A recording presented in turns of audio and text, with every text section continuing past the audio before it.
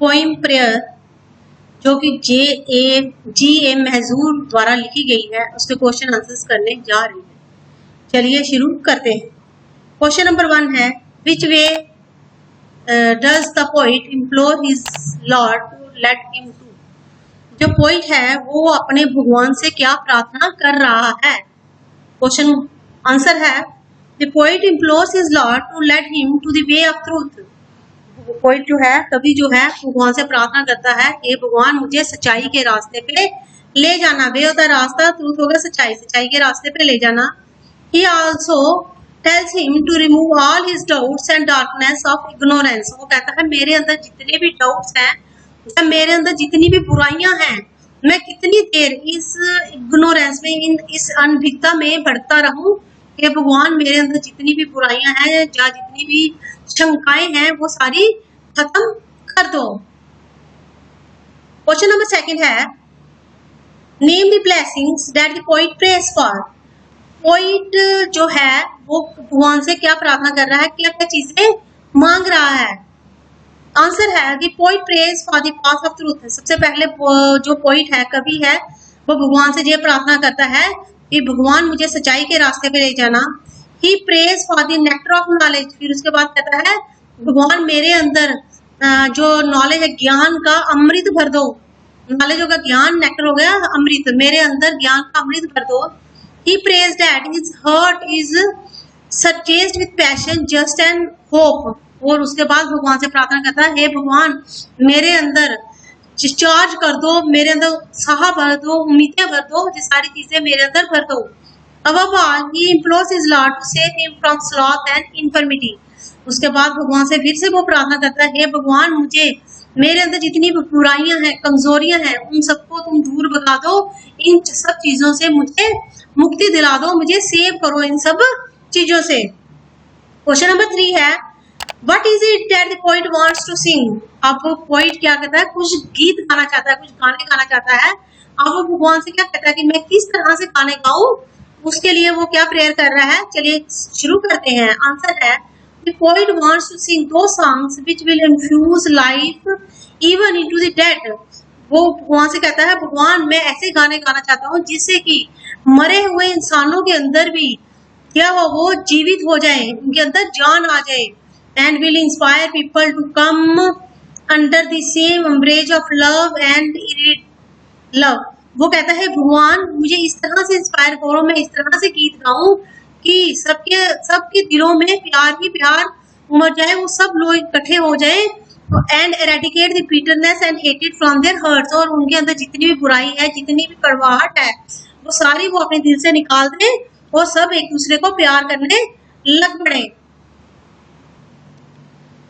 Question number 4 है, subject me not to the trials, shame not my human form, explain.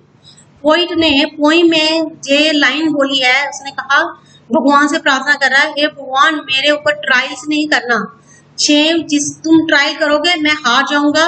और जो मेरी human form है, मैं जो इंसान हूँ, मैं क्या हो जाऊंगा, खत्म हो जाऊंगा, मेरे ऊपर लोग शर्म करेंगे, शेम करेंगे, मेरे पे हंसेंगे।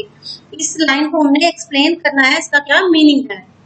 आंसर है, the poet condemns himself for being human just physically but the real substance of the man is his humanity. वो मानता है, पोएट मानता है कि वो एक इंसान है, मगर सिर्फ फिजिकली ही वो एक इंसान है। तो कहता है मेरे अंदर जो इंसानियत है, जो मानवता है, वो खत्म हो गई थी भगवान।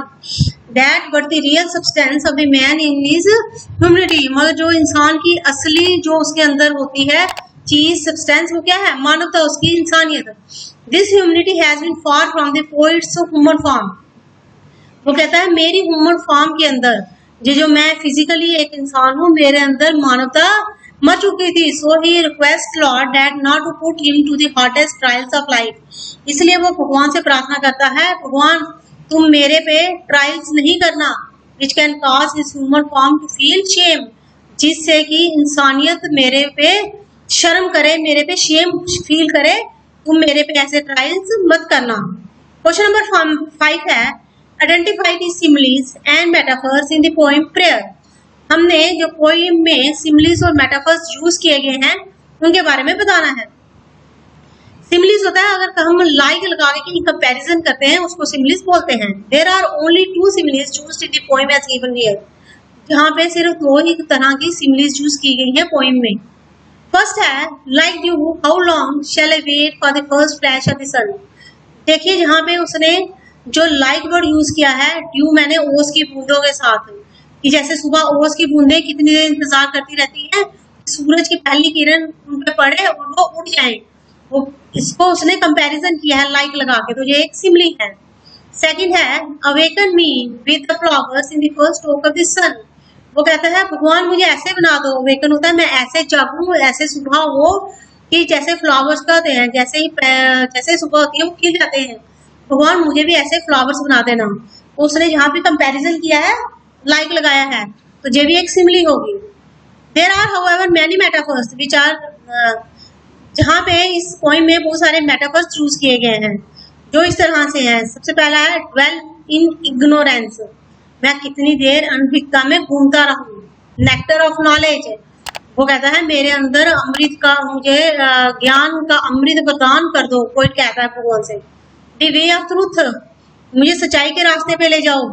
You are my hope and trust, भगवान से कहता है तुम ही मेरे आशा हो और मैं तुम पे ही विश्वास करता हूँ। You brought me to bloom, वो कहता है मुझे इस तरह से बना दो जैसे फूल खिला होता है, चमकता है, मुझे इस तरह से बना दो। जब भगवान से वो सब प्रार्थना ही करता है। As nectar is a sweet liquid produced by the flowers, जो नेक्टर है, नेक्टर शहद को भी बोलते हैं, अमृत को भी बोल सकते हैं, एक तरह का स्वीट लिक्विड होता है जो कि फ्लावर्स द्वारा, जैसे मधुमक्खियां फ्लावर से शहद निकाल लेती हैं, वैसे ही स्वीट लिक्विड है जो फ्लावर से निकलता है। In the same way in acquiring knowledge, ऐसे ही अगर हम नॉलेज लेना चाहते हैं, किसी से ज्ञान प्राप्त करना चाहते हैं, once feels flair and sweetness, तो हम लोग बड़े खुश होते हैं, हमें अंदर से खुशी प्राप्त होती है, हमें कोई नई चीज मिलती है। That is why the poet comparing knowledge and nectar identical, इस तरह से poet नॉलेज और नेक्टर को आइडेंटिकली क्या करता है, कंपेयर करता है। ये भी एक तरह का मेटाफर है जिसको मैंने यहाँ पे एक्सप्लेन किया है कि व्हाट इज मेटाफर। इसी के साथ हमारा ये जो प्रेयर के क्वेश्चन आंसर्स थे ये कंप्लीट हो चुके हैं। अगर आपको इसमें कोई प्रॉब्लम आ रही है प्लीज कमेंट कीजिए, मैं जल्दी से जल्दी रिप्लाई करने की कोशिश करूंगी। अगर आपको किसी और चैप्टर में कोई प्रॉब्लम है तो प्लीज डिस्क्रिप्शन में जाकर चेक कीजिए, मैंने वहां लिंक डाल रखा है। Thank you and have a nice day.